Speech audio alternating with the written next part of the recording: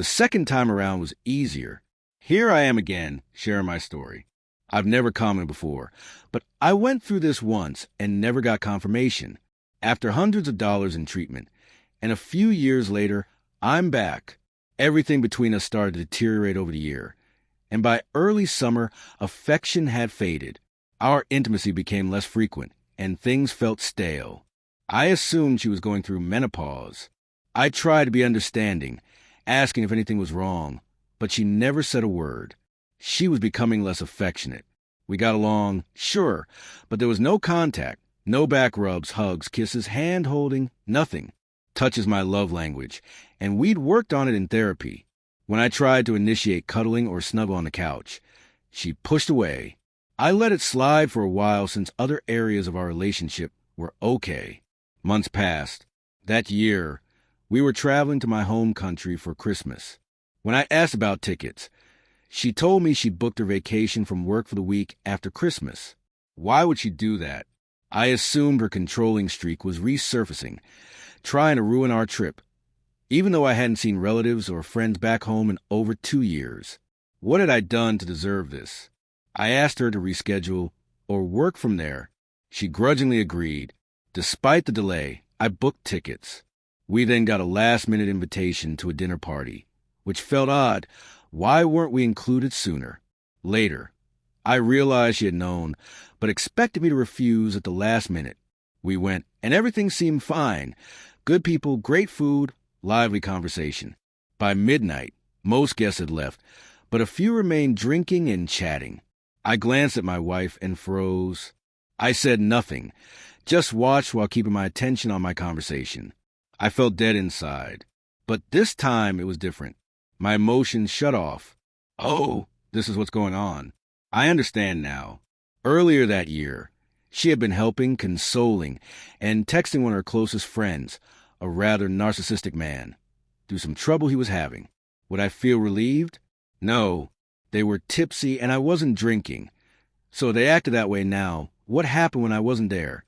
I noticed he was captivated by her later, and when I confronted her about staying out late after 2 a.m., she gave me the cold shoulder and went to bed in a huff. Nothing had changed. She had no interest in traveling for Christmas with me. She wanted to be with him, and I knew something would likely come up to prevent her from leaving. She had already complained about poor internet connection there. Luckily, everything worked fine that night. I slept well. The next day I mentioned, I think he was hitting on you. She looked at me, not disappointed, not defensive, just a no. That silence was all I needed. She never said another word. Later, she mentioned running into him in town while he was on a date, but he begged her not to tell anyone. I couldn't argue. D-Day was coming the following week. I didn't need this chaos anymore. The first time, I had no evidence, just disrespect, lies, and gaslighting. I tried to make it work because I was codependent and thought we could fix it. We made progress for a year and a half before things slid again. This time, I had knowledge, self-respect, and clarity.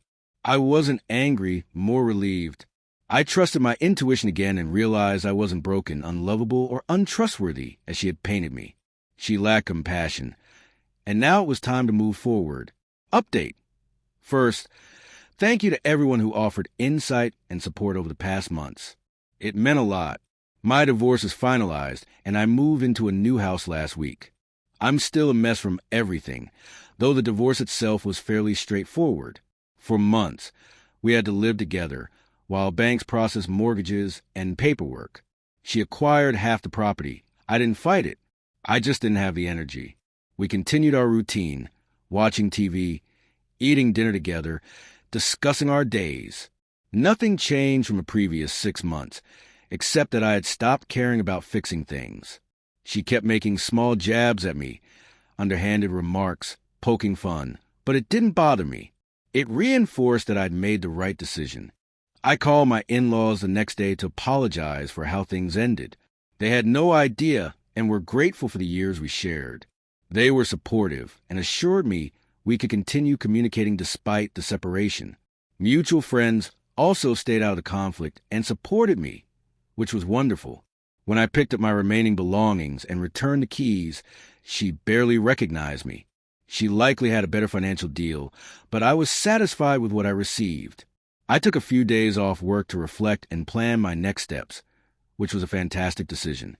I cried a few times over the weekend, but was surprised there weren't more tears. I'm lonely, but I'm not planning on dating anytime soon. I need time for myself and to focus on my weaknesses. I've scheduled numerous therapy sessions over the next several months to get back on track faster than before. It might seem unusual, but struggling last summer was a blessing in disguise. I processed a lot of grief then. Waves of melancholy still hit me, but it's not as overwhelming as last summer and fall. I'm slowly healing, taking control of my life, and rebuilding myself.